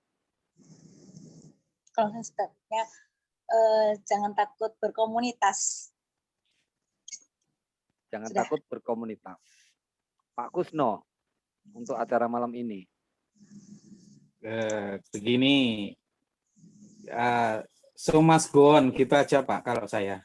Apapun yang terjadi, pertunjukan ini harus berjalan. Sip, salam metal. Salam metal. Terima kasih Pak Kusno, Mbak Yu, Mbak Rian. Saya merangkum dari obrolan malam ini bahwa membangun komunitas di dalam bisnis itu penting. Karena dengan berkomunitas, jaringan kita akan semakin luas, jaringan bisnis kita akan meluas. Kemudian kita lebih mudah bertukar informasi, kemudian kita akan semakin mempunyai hubungan yang baik. Yang keempat adalah kita meningkatkan brand awareness, artinya kita punya channel-channel marketing ya Pak ya. Nah, terus dari komunitas kita juga bisa saling menguatkan, menambah wawasan, kemudian meningkatkan kepercayaan diri kita dalam berjualan. Sebagai closing statement saya, belum saya kembalikan ke Mas Elang, saya mengibaratkan bahwa seorang pengusaha itu pasti punya blind spot. Artinya blind spot itu titik buta. Titik buta. Sehingga kalau kita makan belepotan itu ya, nasi ada di hidung, sambal ada di pipi, dan itu kan kita tidak tahu. Tetapi dengan berkomunitas, ada teman yang mengatakan, Pak Tony, sambalnya ada di pipi sedikit. Nah, itulah fungsinya berkomunitas kalau menurut saya. Jadi kita pasti punya blind spot yang teman-teman di komunitas yang akan mengingatkan kita ketika kita melakukan sesuatu yang mungkin tidak berada di jalur yang pas. Oke, saya Tony, terima kasih atas kebersamaan teman-teman semua. Terima kasih Pak Kusno, terima kasih Mbak Yo, terima kasih Mas Tian, terima kasih Mbak Sisi di luar sana. Terima kasih juga teman-teman semua, dan terima kasih Mas Elang di belakang layar ini aktif di UPP. Saya Tony, salam sukses semuanya. Kita maju bersama, kita kembangkan PJS, kita berkomunitas yang lebih baik lagi. Saya kembalikan ke Mas Elang. Monggo Mas Elang. Ya, terima foto kasih dulu. Pak Tony. Ada yang minta foto dulu, jangan pergi. Iya, kita sebelum menutup ini acara kita foto bersama dulu ya Bapak Ibu. Siap ya Mbak Rian? Boleh wajahnya ditampilkan dulu semuanya. Iya, macak ganteng, macak cantik. Untuk kenang-kenangan. Sudah difoto Mbak Rian? Belum, ayo kita hitung ya. Sudah semuanya? Ada yang belum? Sudah ya, saya ambil 2 layar karena kita 2 area. Oke, senyum 1, 2, 3. Tahan sebentar. Sekali lagi untuk lembar kedua di saya. Oke. Lihat kamera 1, 2, 3. Terima kasih. Jangan lupa Bapak Ibu teman-teman, ini adalah sepiring yang pertama. Jadi sesasi pisan kita sinau bareng. Ini yang pertama, pasti berikutnya ada yang berikutnya juga untuk bulan depan. Karena sebulan sekali kami dari UPP sudah berkomitmen untuk mengadakan sharing bersama, belajar bersama seperti ini. Kita mengadakan kelas online. Mungkin ke depan bisa dengan topik yang baru, bisa dengan topik yang lebih spesifik, antar kuliner atau antar produsen, mungkin sudah seperti itu. Jadi jangan ragu untuk bergabung, nanti kami akan memberikan info berikutnya. Pelatihan-pelatihan berikutnya, sharing berikutnya. Kalau Bapak Ibu juga ada saran topik apa yang ingin dibahas, silahkan dikirimkan saja ke nomor saya kemarin, nanti bisa kita tindak lanjuti bersama. Mungkin seperti itu, kita tutup malam hari ini. Nggih. Tadi dibuka dengan doa, kita tutup lagi dengan berdoa. Bu Purna masih ada? Minta tolong berkat doanya untuk menutup belajar bersama malam hari ini, Bu Purna. Baik, salam.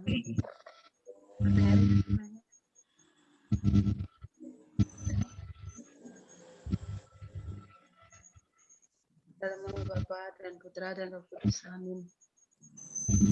Bapa, kami mengucap syukur dan terima kasih atas penyertaan. Engkau memilihkan satu persatu hari ini. Kami tahu Engkau berkarya dan turun tangan dalam perkara ini. Membukakan pikiran kami dapat menerima informasi dan pelajaran yang boleh kami terima pada malam hari ini melalui teman-teman kami dan senior kami. Bapak, kami juga mohon mampukan kami untuk dapat mengaplikasikannya dalam kehidupan kami sehari-hari. Izinkanlah kami naik kelas tahap demi tahap, dan biarkanlah kami bertumbuh, berkembang, menjadi berkat bagi diri kami, bagi keluarga kami, bagi sesama kami, dan terlebih bagi kemuliaan nama-Mu. Dan pada malam hari ini, kami telah mengakhiri sesi ini. Kami mohon berkat-Mu untuk keluarga kami, untuk kami malam ini. Biarkanlah Engkau menyertai istirahat kami malam ini, agar kami dapat tidur dengan nyenyak dan besok dapat bangun dalam keadaan sehat. Terima kasih. Doa yang jauh dari sempurna ini kami satukan dengan perantaraan Kristus Tuhan kami. Amin. Dalam nama Bapa dan Putra dan Roh Kudus. Terima kasih Bapak Ibu. Sampai jumpa di spiring yang kedua berikutnya. Dadah. Terima kasih Mas Elang.